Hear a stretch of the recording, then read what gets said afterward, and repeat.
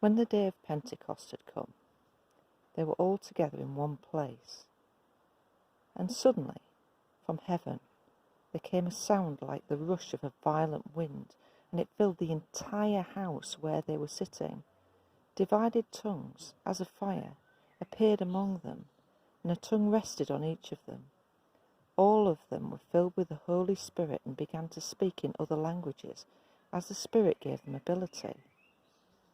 Now there were devout Jews from every nation under heaven living in Jerusalem, and at this sound the crowd gathered and was bewildered, because each one heard them speaking in the native language of each.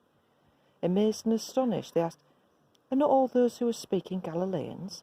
And how is it that we hear each of us in our own native language?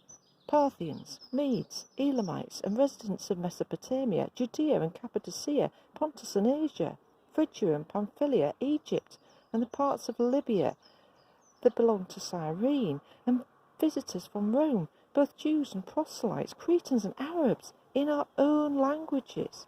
We hear them speaking about God's deeds of power." All were amazed and perplexed, saying to one another, "What does this mean?" But others sneered and said, "They're filled with new wine." But Peter, standing with the 11, raised his voice and addressed them. "Men of Judea, and all who live in Jerusalem, let this be known to you, and listen to what I say. Indeed, these are not drunk as you suppose, for it is only 9 in the morning. No, this is what was spoken through the prophet Joel.